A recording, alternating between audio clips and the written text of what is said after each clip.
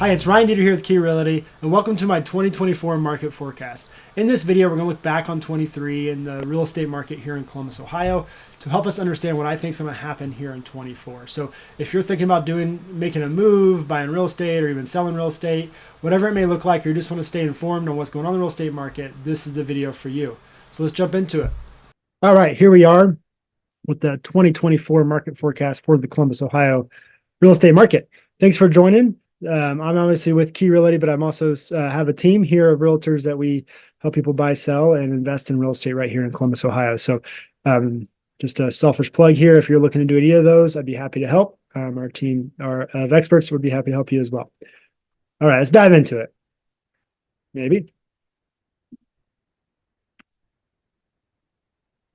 All right. So going into 2023 market recap, the big story last year and the headlines were sales were down all year. We kept hearing sales are down, sales are down. And if you watch my other videos, I talk about sales being down, but I also talk about it not really being a huge deal for consumers. At least consumers don't care that sales are down. What they care about are prices up or are prices down.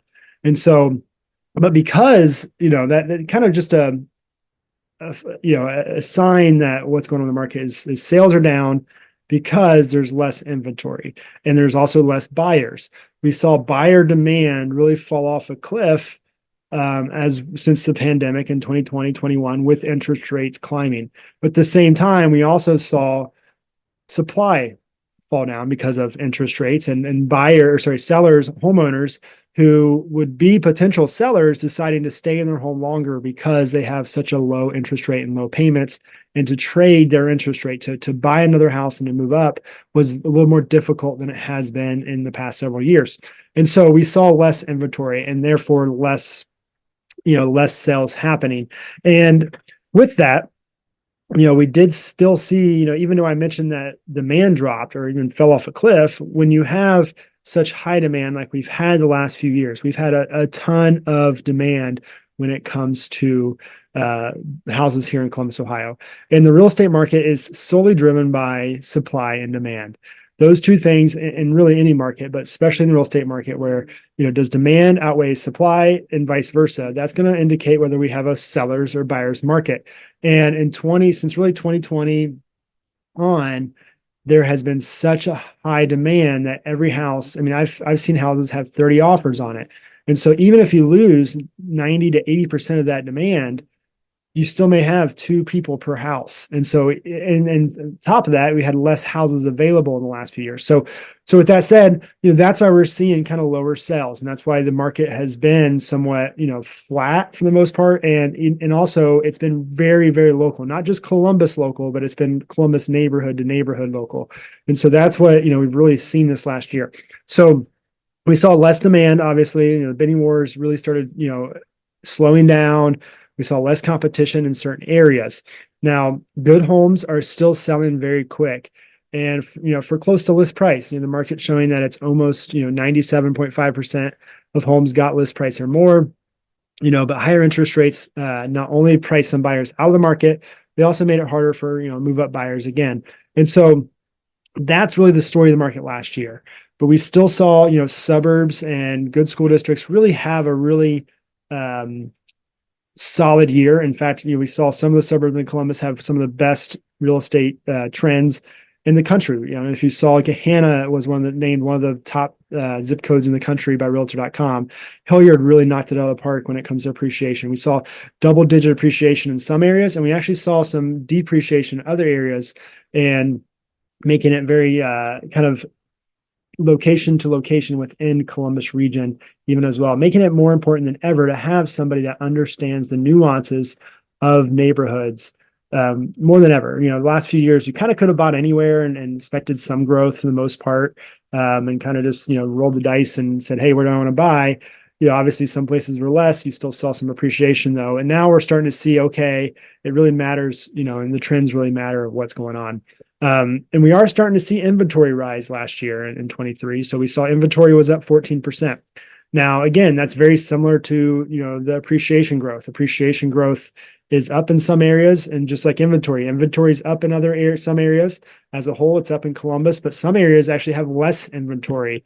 Some of your more established neighborhoods, the Clintonville, Grandviews, have less inventory than areas, kind of the downtown areas like the South Side, and some of those areas have inventory up this time of year, which is creating more inventory. What we're kind of seeing, what I've been kind of talking to a lot of people is, even though inventory is up, it's not really up on the houses that people really want. We're seeing a lot of houses that people are saying, well, if I get this price for my house, I will sell it. But the house is not really, in the condition that it should get for that price, if that makes sense. So we're seeing a lot of houses that just aren't what buyers are looking for as a whole sit on the market quite a bit, or higher priced homes sit. So people are pricing their house high enough to where basically they say, if I get this price, I'll sell it. All right, moving on to my last year's conclusion. So I kind of recapped last year. This is my conclusions that I just kind of copy and paste from my last year's edition of this. If you want to go back and watch this version of, I have the recording on the YouTube page, so go back and watch it if you want to, kind of proof me here. But this is my market forecast conclusions last year, what I kind of said at the end, and I'll make some conclusions this year as well. So this is kind of shows you whether you should listen to me at all, whether you want to continue to watch this video, I guess. But yeah, my conclusions last year was that Columbus will do better than the national market. So don't listen to just national real estate news. You'll need to understand local markets more than ever. Yeah, that was true. Even local markets, there will be areas that see growth and other areas that see setbacks. Again, true. Columbus as a whole has too much going for it to fall too far. True. We saw appreciation growth depending on who you ask when it comes to the Columbus region versus Columbus Metro, anywhere from really 3 to 7%. In certain areas. And again, certain areas, had a step backwards, certain areas had double-digit growth. Columbus as a whole, single family homes will be your safest investments, but will still be competitive. Yeah, I mean, that's pretty fair. Single family homes typically are, when times get, confusing, single family homes tend to have the best, kind of this quote unquote safest investment when it comes to that. But even then, we saw really small multifamily still have a solid year. So, not quite as, I guess spot on as I thought it would be.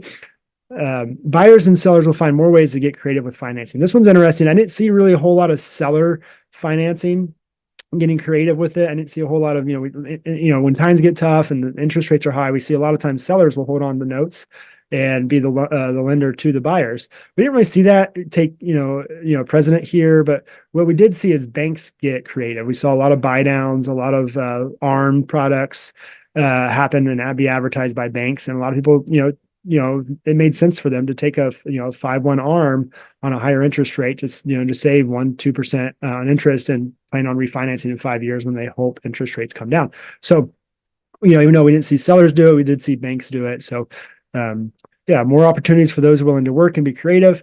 I agree with that. It's kind of a, not a very solid, it's hard to say how that, kind of came to fruition, but I think that's always true. The opportunities are there for those who work for it. So, and I think it did take more work this year, when it comes to investments, when it comes to, finding quote unquote deals, it did take some work, whether you did the work yourself or whatever that looked like.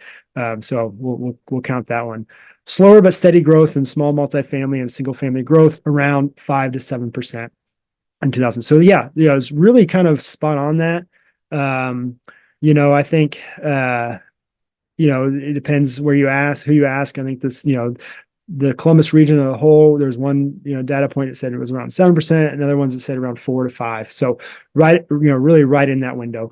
Interest rates are the single greatest influence in the market. If they get back to the 5% range, we'll see much faster growth. But if the opposite is true, we'll go above 8.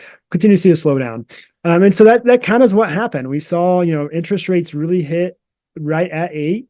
And we saw really a slowdown at that point, and then they started slowly coming down. We saw, a little bit of pickup, and so, we're sitting around, high 6s right now. So it did come down even more, and we saw a little uptick at the end of the year, with interest rates actually. So that kind of really, influenced the market a ton. Markets seem to be reflecting pre-pandemic when inventory shortage was the main story of the market. Very true. I mean, everyone was talking about 18, 19. Everyone was talking about inventory shortage. we had buyers, but it was hard to find them homes that they wanted. So very similar to this story right now. Probably less buyers out there than we had in 18 and 19. Just but also less homes available. So very similar market feel to it.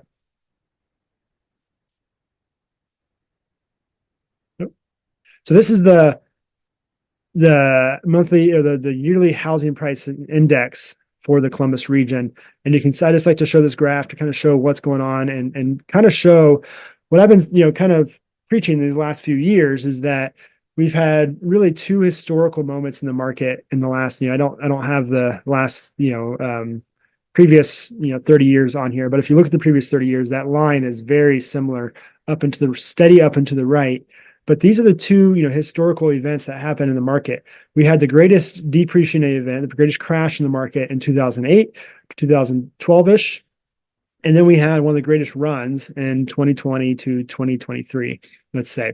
And so, we kind of had two of the greatest moments that probably are unprecedented, and we probably never see this kind of depreciation and growth again. I can't say that for sure, but that's, in my lifetime, we may never see it again. We may see more, traditional up and to the right, some ebbs and flows year to year, depending on what's going on in local markets. But, these are two historical moments that, we're going to look back and say, wow, that was a crazy moment.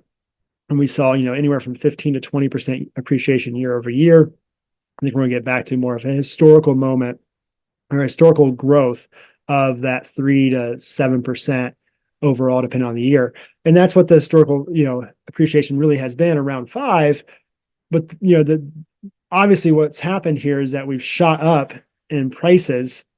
And so that 5% appreciation rate is going to account for a lot more appreciation than 5% of $100,000. So that's what we got to realize is the average price in Columbus is around 350 to 330, depending on what time of year. And, 5% of 330 is a lot more than 5% of 100,000. So growth is going to start happening exponential in these markets. Again, this is the Columbus, Ohio stats, and I'm going to show you the MLS region. This is the Columbus region number. So keep this with a grain of salt. And when it comes to the whole region, you can see up top all the counties that are included in this. And I like to focus on the year to date. This is the November numbers, the most up-to-date numbers we have, as the board does take several weeks after a month's over to collect the data and publish it. So what we're seeing here year to date, we saw just under 5% appreciation growth when it comes to average price, median sell, and then average price per square foot. So again, we did see a little dip in original price received, but very little. We're still at 99.2 in November compared to last year, we're at 97.5. So very similar numbers there. And this is just showing when you have a price reduction, we're still getting close to that 100%. Days on market did come up a little bit year over year. And so we're starting to see a little bit of cooling off, what I would say still. But keep in mind, this is with interest rates really peaking in their 8s as well. So we're starting to see interest rates come down, and we'll talk more about that in the future here. But yeah, just kind of showing you the stats here where we ended the year. If you want to do a deep dive into these, every month I do post an individual video of these numbers every month to keep you posted. This one's more of a longer video where we really do a deep dive into the full year and reflect on what's going on. This is another data point that another company or another organization puts out for us. And this is the FHFA. If you're interested in learning more, they have a ton of great data on their website. And they said that Columbus is up 7% year over year. And they ranked Columbus the 39th metropolitan out of the top 100 metropolitans. So, not anything to really wave a flag about, but still we're on the northern end of those metropolitans with some some modest growth as a whole. We still, beat the average of 5.5. And here's the top 20 metros. We saw there was still plenty of metros that had double digit growth year over year, and solid growth every in the last quarter. And so even with interest rates being high, people still found ways to purchase homes and still were, competitive markets. So we're right, not far from the bottom 20 there when it comes to 7. Here's the bottom 20 cities. And we saw for the first time that we saw some, steps backwards. And this is something to keep an eye on. I think if this trend continues nationally, we may start seeing this locally. But I think it's got to continue for several quarters, maybe a year, before we start seeing this in Columbus. Because what happens, honestly, is the national media doesn't really understand local markets, and they really start focusing on these, kind of things, scare tactics, and they'll also like start saying, "Hey, the markets." There's markets going backwards, all these distress that's happening in these markets, and all of a sudden the national media picks up on this, and they may start saying, "Hey, like it's a bad time to buy, whatever," because of these markets when they're very different than some of our markets. Now, one of the markets I do look at and reflect on, as Columbus continues to grow and develop and get large companies here, are some of these Nashvilles and Austins. But at the same time, those are things to really kind of reflect on and see what's going on there, see if they recover or if they continue to go backwards. And you can see actually here that Austin had a positive growth in the last quarter, even though they're down all year over year. And same with Nashville as well. They kind of flatline there really. So we'll see what's going on there. Keep an eye on that just in the background. What happens to Columbus is we're kind of those mid-major cities with some major companies heading this way. This is a really cool graph that I saw from FHA as well, where they showed year over year appreciation quarterly. And it shows, okay, overall U.S. housing prices, they were, in the, almost 20% in 21, Q1 of 21. And that was the peak, and it started coming down slightly, and, it seemed like when you're up at 20 and you come down to 4 or 5, like all of a sudden that seems like we're in a, in a slowdown and maybe even going backwards, but you're just going so far so fast. It's like driving a car, 150 miles per hour, and all of a sudden you slow down to 80 and you feel like you're going slow. And so that's kind of what happened these last few years. And we got so used to things just flying off the shelf and going for way over asking that even though that wasn't happening quite as much, we still saw a seller's market. We still saw, sellers have the upper hand as a whole. And we can see here, has that trend kind of slowed down. We saw it get to 3.2 nationally. Now we're up 5.5. So, is this market shifting back to more, even more of a seller's market again? And it's something to keep an eye on quarter over quarter. And we'll see when the new data comes out if that's the same. This is just a comparison year of the since 2004 of the national market compared to the Columbus market. And you can see the Columbus market's at the bottom and the national's up top. Columbus is a little more steady than the national market, which I like to see. It's a little bit more of a steady market, a little bit more just consistent. Both of us had that dip in this last year, but Columbus's wasn't quite as far and it recovered a little faster. And so just something to keep an eye on. I like to compare those two as well. And I think this is just kind of when we got to this point, we hit the high interest rates around 8% at this peak, about right here. And all of a sudden we saw this, the market shift. And we saw a lot of, people really talking about a crash, the market crash again, a 2008, kind of style crash. And, I think what we've seen, it was what we could call a little correction. And even, this is a fairly large correction compared to the history of the market. We don't see these corrections this, extreme that often besides 2008. And so this was a significant moment in the market, but it wasn't nearly anything like 2008. Just to point that out. All right, looking forward. So looking forward in 2024, here are kind of the things I like to focus on when it comes to making a forecast or prediction of, what indicators lead to, a strong growth market or even, maybe distress in a market. And so the first thing, what everyone's talking about this year, obviously, is kind of the economics, and driving that is the interest rates. The economics are behind the interest rates of, kind of where those land. Interest rates are currently in the mid sixes, depending on your, a lot of factors, just slightly higher than January 23. So we still are starting the year a little higher than we did last year. But the good news is that, last year they were on the upward trend. This year they're on the downward trend. So that could be the big difference in the market this year, is that even though people, are having higher interest rates right now than last year, they were expecting them to go up, and now we're expecting them to come down and soften a little bit. So that's what the expectation is. Now, would that be the reality? We will see. So With that said, we've had a full year of higher interest rates now, and the market didn't crash. So there was some correction in the last few years, but the market didn't crash and it did slow. We did see a lot of buyer demand leave, and not only because they wanted to, but maybe because they had to. They couldn't afford, to the down payment and the mortgage anymore. And reality is that in 2020 to 21, really, if you had good credit, that was really the big when, hurdle and a decent down payment, anyone could at least get qualified.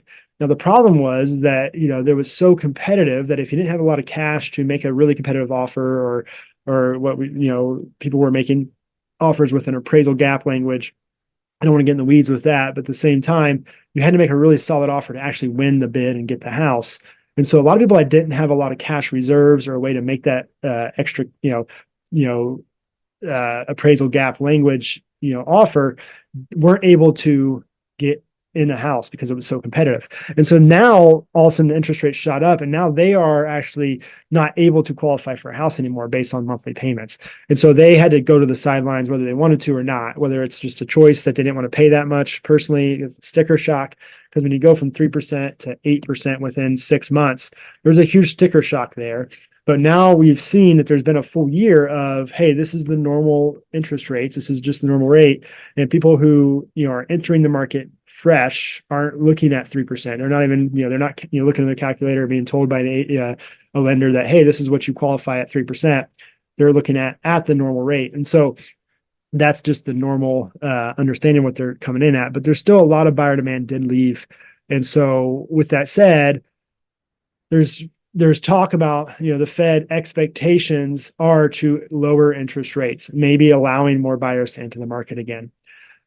With that, what would happen then is that we'd see a lot of those buyers that left the market enter the market again, raising demand.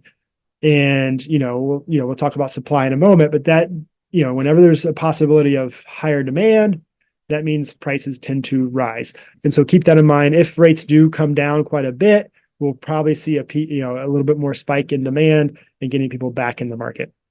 And high rates kept a number of buyers out. Yeah, so I talked about that. Now, one thing to keep in mind, go back here, sorry. One thing to keep in mind is that inflation did tick up a little bit in December, which I'm not as concerned about right now. I want to see January numbers. The Fed meets again on January 30th. So if you're watching this before January 30th, we'll see where where the inflation numbers really are and employment numbers are. It's all that stuff they're looking at to say how do we tackle inflation and unemployment. And so, it ticked up in December, which is compared to November, which is fairly normal because of Christmas and the holidays. And so, if January continues to rise, that would be a concern. And I can see them saying, hey, we're not, lowering rates until we start seeing the number go backwards again. In fact, they may, there's a possibility they may raise rates again if those numbers really aren't going the way they want them to. But at the same time, we are in an election year. Ready for it or not. And there's, not that the Federal Reserve is tied to any government entity, but there's pressure. And there's pressure to, make those go a certain way. And, people will want to see, things ease and get easier to buy stuff as, people tend to vote and think with their wallet often as well. So we'll kind of keep an eye on those inflation numbers for January. All right. And so this next chart, it shows us the difference in my face here, the difference in interest rates, difference in interest rates to mortgage applications. So the orange line there is interest rates, and you can see how it's ticked up, peaked really in 2022, and it's kind of ebbed and flow this last year, and now it's coming down. But you can see how much demand, this is what I was talking about in the last few years, how much demand was actually in, 2020 to 2022, and how the correlation there, once those interest rates fell, how much the demand fell as well. Now, there's still plenty, there's still demand out there for a number of houses that are out there for the most part, but that demand definitely is, gone down by about 50% at least, if not, 75% on its, where you see those peaks. Right. And so buyer demand, that's the next thing we want to talk about is the buyer demand. Mortgage application hits a 10-year low, as we just talked about. Uh, but in 23, you know, inventory was down, keeping cost up. We still have a monthly supply that outmeets the demand. We have 1.6 months in November. It's up 23% compared to uh, last November. But keep in mind, this is the whole region, and it really comes down to neighborhood of where we're seeing things really have homes and not. And so um, we still have a very low monthly inventory as a whole. And, a normal balanced market is about 6 months of inventory, not, so we're still very well into a seller's market here. The average days on market are up 23 days. Even interest rate drops, we saw a 9% decrease in mortgage applications the last 2 weeks of December. And so this is something to keep an eye on as well. Are we going to, even though interest rates did come down, we didn't see a huge uptick of mortgage applications. And so was it because of the end of the year, people are busy, or was it because there's just not demand there, even with interest rates coming down? That's something I am keeping an eye on as we head into 24, because the big question is, will demand pick up? I think it will. I think if interest rates continue to fall, it will. I think people are tired of waiting, tired of renting out apartment complex and waiting for the economics to be right to buy a house. Because what really drives buyer demand and even sellers are not necessarily economics. That's a factor. It's just one factor, but the real driving force is life change. And you're living in a small apartment and you have a baby or get a pet, or you're tired of hearing your neighbors' conversations every day. Those are things that really drive people to want to buy houses. And then they look and say, can I do it? What can I buy? Where can I buy? And can we make that work? And so the economics matter, but the reality is that life change really forces the market. Oh, this is an interesting, let me go back here. This is an interesting just buyer demand share. We hear a lot in the news lately about like kind of that Wall Street buying Main Street and investor pool of the market getting really high, and that investors are buying all the market. This is the percent of share of investor owned property in the country since 2000 all the way up to 2002 here. And so you see the numbers here, how they've ebbed and flowed every year. At the same time, there are up and to the right, of course, but not drastically. We're not seeing that like number double by any means. We see it get to about 10% higher. And so what's really fascinating is who those buyers are. And so it's not necessarily these massive corporations that are buying everything. It's actually the majority of buyers of this share are people with 1 to less than 10 properties. And so then you have this is the percent of homes being sold, as total. So about 20% are, just local, probably most likely local investors or people looking just to buy a couple properties to diversify their portfolio. And then your big buyers are really, less than, maybe 1.5% of your massive, kind of corporation. So keep that in mind, just to kind of when you see media talk about this stuff, yeah, it happens and it's happening, but it's not quite as drastic as people realize. Now, I will say those big buyers did influence the market, and the iBuyers influenced the market in the last several years. And I really saw a slowdown in this when interest rates got up to 7. We saw, the big institutional buyers really pull out of the market here in Columbus, especially once those interest rates got high, because the money just didn't make sense for them to spend. When money was at 3%, to borrow money, it was 3%. These investors and this Wall Street groups just had so much money, and they saw this leverage to buy at 3%. They were trying to buy up everything they can, but what they did actually is they just made offers on a lot of houses. They just would go out and make offers 20% less than what the list price was, not even do the research. And all of a sudden, so you list a house as an agent, you're getting 2 or 3 calls from these big buyers saying, hey, I've got a buyer who wants to buy this house. We'll give you 10, 20% less than the list price. We can send the offer over. It's all cash. And so, what a lot of agents did was say, hey, great, send it over. We'll review it. I have to, I'm forced to send those offers to all my clients. And so now I can advertise that, hey, we have offers on the table. We have offers on the table. So then consumers come in and think, oh, shoot, they have offers. We have to make a quick decision. We have, a couple, whether it's multiple offers or not. consumers come in and say, oh, someone else is going to buy this if we don't. And so then they make a decision to be aggressive on that house, causing prices to inflate. So in a lot of ways, they may not have purchased as many houses as they wanted to because they were, didn't really know the market and they didn't have boots in the ground. They just, started making offers. But they did influence the market, in my opinion, for sure. So the other thing that really drives, markets is population growth. When you're looking at, making an investment or you're going somewhere that's going to be more stable, as we saw, Columbus is definitely more stable than the national market.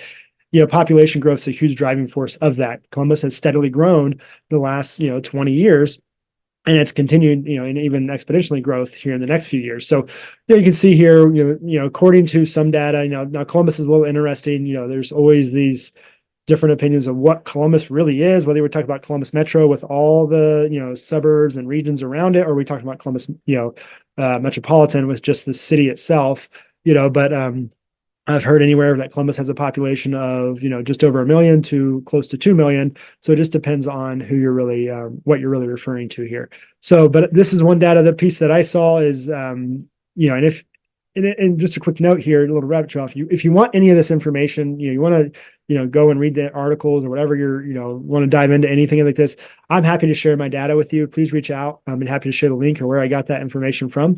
This is all, whether it's local stories or national research, this is all, cited and hopefully stuff that I look up and read and focus on as I make this presentation. But anyways, yeah, Columbus was up about 1.24% over year, about 20K residents a year. And that's, bringing jobs and there's a lot of jobs coming here too. There we're going here. The Columbus region is expected to grow to 3 million by 2050. So we're still seeing that growth. And then the impact, I haven't even mentioned Intel at this point yet. Intel announced, a $20 billion semiconductor plant here in Columbus in 2020, which is one of the reasons we did not see quite as big of a correction in 21 to 22, because we had this huge, national attention, semiconductor plant, then attracting all these other, billion-dollar companies to come to Columbus and open up, some sort of operations here. So it was like, for a minute there, like every, week or so, we're seeing some billion-dollar plant go in, and all of a sudden, a $3 billion plant was just kind of side news. And so we're still seeing a lot of this development happen. I think what we're in that little moment right now where, all the announcements have happened, but yet now we're building, and the growing pains are happening right now where people are, the construction has started, but it's construction. It's nothing reality yet. And so we're seeing a lot of growing pains with that. The one thing I've been hearing is that they're building a whole new city out north of, north and east of New Albany, kind of between New Albany and Johnstown. People are going to, want to build something to attract the tech industry, kind of style jobs and people that want to work in the tech industry. And so it's supposed to be kind of a state of art little community there. And so keep an eye on that for sure. And anything out that direction, like the Newark and the Johnstown area is going to be, transformed, in my opinion. All right, new builds, obviously is something we focus on when it comes to the market, and what happens with new builds is that, as long as new build prices, stay steady and even, significantly more than existing homes, the majority of home buyers can't afford a new build, especially in areas they want to be in. And so they have to, focus on existing homes, keeping existing home sales higher. When you have the majority of people looking at, existing homes, those prices are going to continue to grow faster than new build homes. With that said, the average price of new builds in Columbus is getting close to $500,000, and this is the average. So nicer communities and bigger builds are going to be more expensive, obviously. And what happened with new builds is that when 2020 hit and the material shortage happened and inflation happened, everyone kept thinking like, oh, those prices will come down eventually. And those, but the problem is that people kept paying for those services. They kept paying for the builds. They kept paying for the products. And as long as people continue to pay those prices, builders aren't going to say, wait a second, we're just going to, give you a discount because we can. It's like, no, their margins will be higher. And also the thing that happened as well is that the cost of living went up.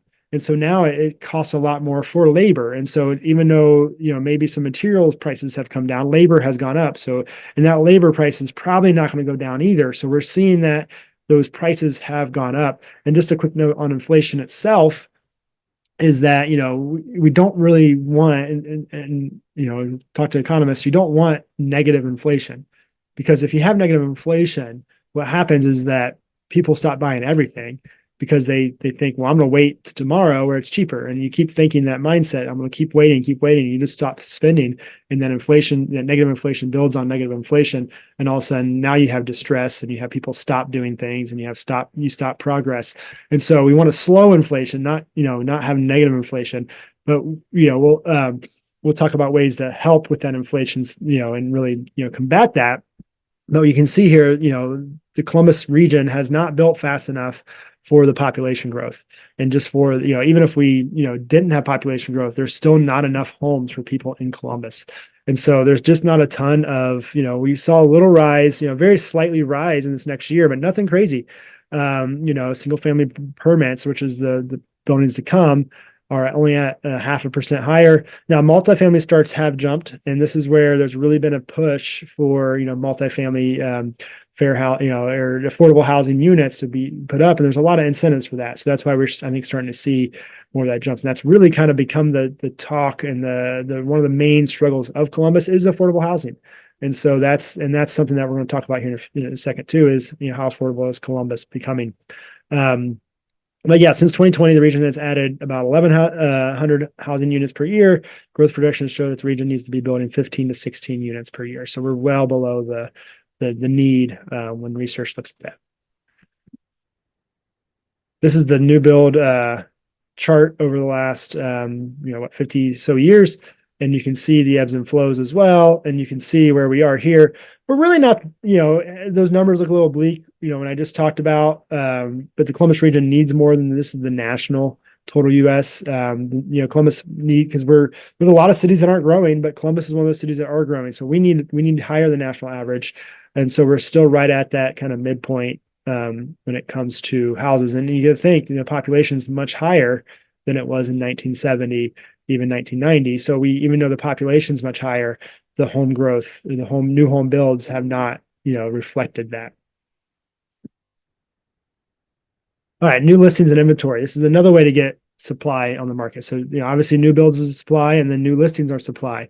But again, I think high interest rates not only have affected buyers in the past, I think they're going to continue to affect buyers in the future. I don't think, 6% is going to, really entice people to say, a majority of people to say, yeah, I'm ready to move on from my 3% appreciation rates. And the problem is that when they got in those, 5 years ago, if you bought a house, the housing prices have also doubled. So not only are you combating with a higher interest rate, you're also combating with higher prices. So your payments are much higher. I will think that we talked about at the beginning. I do think, some sellers, some homeowners are going to say, we're tired of waiting. We're tired of living in our small home. We're tired of living in the neighborhood we're in. We're ready to move out to the suburb. We're ready to buy or ready, and so a lot of, more inventory is going to open up in 24 than it was in 23. But at the same time, we may see buyer demand go up. So will we see, how much inventory will we see? Will it be significant enough to kind of, help buyers out? We will see. Yeah, I think this is going to be area to area as well. And another factor is people are just living their houses longer than they were they were before, kind of forced this last few years. But another factor we're seeing a lot is people becoming accidental landlords. And I talked to, one of my things is that, hey, if you can hang on to your house as long as you can and rent it out, let someone else pay your bills and have another house, then that's a great way to build wealth for your future. And so we're seeing a lot of people that, hey, like they have a 3% interest, prices have doubled and rents have increased in their area enough to hey, it covers rent and then some if I rent my house out and move on. And it can maybe, if you're making a couple, $2, $3, maybe $500 more a month from that rent, you can offset that higher cost on your new house. And so people are using that way as one way to say, okay, I can justify having a higher payment on my new house because of my old house making us money. Again, talking about rent prices is another thing that really factors into, investors buying houses and you be able to rent your own house out.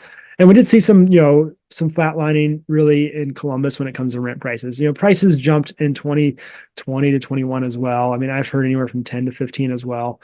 in rent prices. And if you talk to anybody in rent, that's kind of what the community is talking about right now.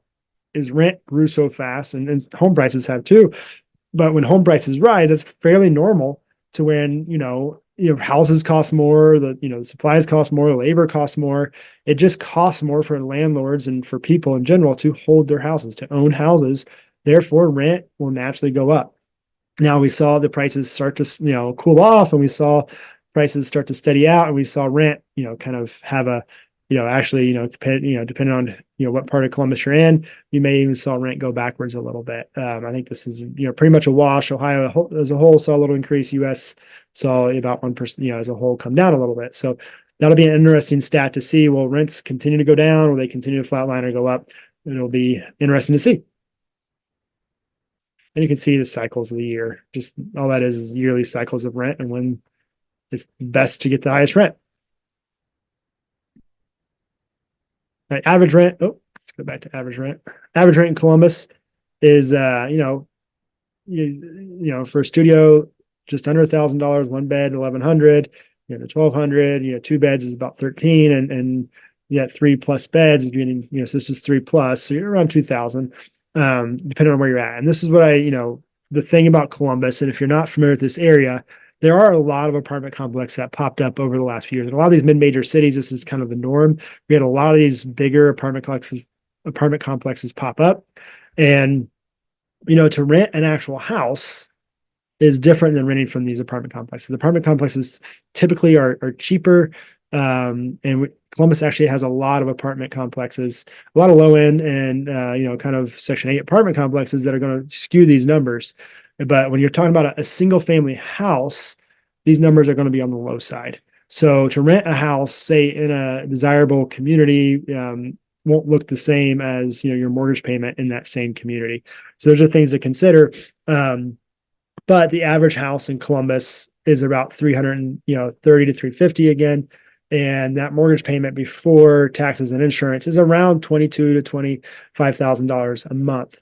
And so we're not terribly far off, but I bet if you were to rent a house, that same house, you might be, about the same, maybe pre-tax and insurance. So we're still not that crazy. There's not a crazy difference between rents and ownership. The problem is people, I think are a little bit more cash broke than they used to be because of inflation, because of the cost of things. People are just a little bit more nervous, or they're not able to commit to, a lot of people, what they do is they live in an area that they rent in an area that they may not want to live in long term, and they're looking in a nicer community to buy in where they want to be long term. And so those payments are much higher, when it comes to what they're renting to what they want to buy. That makes sense. So that's a factor. The other thing is affordability. I think this is one of the last factors I want to focus on is affordability. You can see here, we're still, compared to California, compared to San Francisco, we're still on the low end. So your dollar goes, about, 47% higher. You would need 40% more income in San Francisco to live the same lifestyle. This is kind of a fun little website. I got Forbes calculator kind of shows this, and it doesn't just factor housing prices. It factors like the cost of living in an area, whether it's healthcare and just groceries and stuff like that. So it's kind of a cool little calculator if you want to play around with, kind of compare other cities to Columbus. Columbus is still very affordable. Now, I say that because the national image is that we don't really have very affordable cities. And so that's the kind of the baseline of this, but Columbus is one of the quote unquote more affordable cities out there. So, with that in mind, looking ahead here, here's kind of the Columbus snapshot of what's going on in the Columbus region. And, the Columbus average salary is getting close to $90,000. And your monthly payments is, $2,000. So it's still, your dollar still goes a long way here in Columbus. And the thing that, I kind of spoke about earlier is even though inflation has ticked up and prices haven't ticked up, what we saw in 23 is that salaries actually ticked up as well. We saw in Columbus year over year change in percent of salary, 15%. So that's a huge difference in, year over year percentage. Just like we saw huge inflation, now we saw huge salaries to catch up with that, which is going to stabilize this market some more. So when those salaries catch up to the prices, it's going to help stabilize this area. and to continue to be an area that where people can afford to buy and live here in Columbus and move to. All right, so again, here reflects that affordability of Columbus. According to Wallet Hub, they rank Columbus the third most affordable um, large metropolitan in the country. So just obviously below Detroit and Pittsburgh there. Just give you a little snapshot. All right. So we talked about the main factors that I look at when it comes to what's down the road for the future of Columbus, Ohio. And my, conclusions here, are that I think rates will soften, allowing more buyers into the market, but still they won't plummet like they rose. They're not going to come down as fast as they went up. In fact, I think it's going to be really slow. I think it's going to be actually slower than what the national media is talking about, where they have the national media is saying there's going to be 3 drops this year.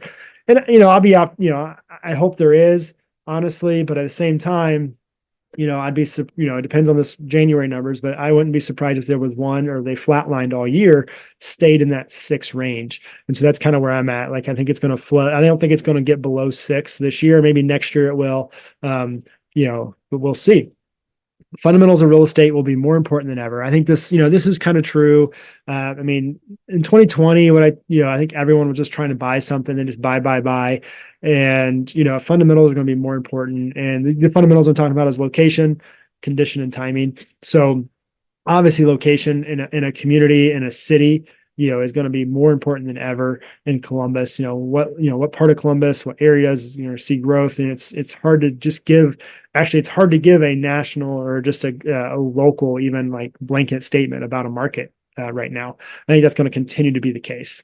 And so we have strong growth in suburbs, strong growth in established, city neighborhoods with the things that people want, all the amenities already there versus areas that are like, kind of the up and coming areas that have some things, but just aren't quite there yet. They're still building because building and growth has kind of slowed. It's not going quite as fast as it was, but at the same time, it's still coming. So those areas have slowed as well. The areas that are like considered like, hey, we're building here, but it's not done yet. We can't see the finishes. We don't have it. It's not tangible yet, but it's coming. Those areas that we've seen a little bit of a slowdown. And obviously condition. Buyers are strapped more for cash when interest rates are higher, when prices are higher. It means they have less money to fix the house, to do renovations, to especially pay for contractors, as those prices have skyrocketed as well. And so condition, buying houses that are still in move-in ready, and maybe it just needs a little paint or whatever. But at the same time, the condition is going to matter. People are still able to buy more house by financing it and then, having extra cash to pay contractors. And a lot of people in our generation, a younger generation, just aren't able to fix up houses as much as they were previously. And then timing. I think timing the market is still cyclical here in Columbus. The winter market is still a hard time to sell a house, quote unquote hard. And there's just less buyer demand this time of year in the winter. And spring picks up. Summer, has a solid demand, but it drops off again in the fall, and it's kind of that cyclical cycle as well. And so, timing the market, when you're going to list, all that stuff matters as well. We'll see modest growth again. I think, I'm saying, probably around the same number, 3 to 5% range. I think we're going to see a little more inventory, but a little bit more buyer demand. So it's going to kind of, level out itself. I think hopefully rates drops makes it easier for people to move. But when you have movers, especially move up buyers in Columbus, if they're not moving, into a home they already own or moving out of the city, that move up buyer, the people that are kind of waiting to move and waiting to sell their house, also become buyers in the market. What it's going to hopefully help are the first time buyers. I think the first time buyers have really struggled this last few years, where those first time buyer homes just haven't opened up as much as the higher end and things like that, because a lot of the first time buyers are making their house work longer than they normally would. So hopefully those open up for some buyers that are looking to get into the market, some renters that are hoping to buy this next year. Columbus will continue to fare better than the national market due to strong population and industry growth. I mean, I think that's going to stay true as well. We'll continue to see cyclical seasonal cycles, as spring will continue to be competitive with a slowdown again in the fall. I kind of talked about that with the timing and how that matters. Interest rates are the single greatest influence in the market. I think this is, kind of a recap of what I said last year as well. How interest rates are going to continue to influence the market when it comes to those economics of, how much home can you buy? Can you buy the home you want to buy, or should you wait until you can? And so this is going to help buyers make that decision. If interest rates come down, obviously we see buyer demand come up. If they go up, we may see buyer demand go down. And so that again is going to, really be a huge factor in what the market is doing here. So keeping a close eye on interest rates, of course, and what the inflation numbers look like to help understand what's going to happen in 24. So just to recap here, I do want to talk about what other people are saying about Columbus. You may have seen this already. If not, Zillow did mark as Columbus the third, hottest, quote unquote, hottest market in their forecast. Now, this is, Zillow saying that because they don't really say numbers. Actually, they actually just say it's the hottest market, whether that's, just, flatlining because everyone else is going backwards, or is this, 20% appreciation? They don't really clarify. They just say, due to strong industry growth and population growth, the kind of the fundamentals, they think these are the best cities for, a stronger housing market, which I would not disagree with. All right. And here's Redfin. So move this out of the way. So Redfin predicts that 24 will be the year of home buyers. So this is where they think, home buyers will actually catch a break with home prices falling and new listings rising. So this is an interesting one where Redfin thinks that prices will fall. You can see here, this chart on the left is their number of home sales. They think that, Q1 is going to continue to, we'll see a rise in Q1 and continue throughout the year. But then they think Q1 is going to flatline when it comes to prices and actually drop down in Q2 and Q3. Not a ton of, a very modest drop. Now, this is national. And this is where it's a little interesting because, if home prices rise, I mean, maybe they're saying, I guess they are saying that the number of inventory will also rise. And so this is where if you are looking to sell your house and there's more inventory, there's still plenty of sales. It's just the ones that are, more, priced right based on condition and location are going to sell first, and it's going to matter more than ever to make sure you're pricing your house right and position it to actually sell versus just go on the market. That said, again, that's the national landscape. So I think Columbus again will probably fare better than the national. Realtor.com here has Columbus, kind of right in the middle of the national landscape when it comes to major cities. And it actually has, existing home sales are down. It has, just really, 0.5% of home growth here on the right shows the home growth. So really kind of just flatlining, kind of very slow growth. And I don't, totally disagree with that. But at the same time, I do think, it depends on where in Columbus we're talking about. We're going to see maybe some areas again have slower growth, flatlining, to areas that really still have really strong, maybe even double-digit growths. All right, that's kind of my conclusion there. So hopefully this is helpful to you. Thanks for tuning in. If you have individual questions, you want to dive into this data some more with me, I am always more than happy to talk to you about it. Again, I'm Ryan Deeter, the Key Realty. If you like this video, please go and follow me, subscribe. I post shorter videos every month on just the numbers and kind of, keep an eye on what's happening every month with the market. This is my longer deep dive into the market forecast. I know this is a longer one. Hopefully this is helpful for you making your individual decision in however way you pursue real estate. Thanks again for tuning into this year's market forecast. Again, I'm Ryan Deeter with Key Realty. And if you like this video, please subscribe and share this. And if you want to have a more in-depth conversation about your individual needs, I'm always happy to have those conversations. Thanks for tuning in. See you next time.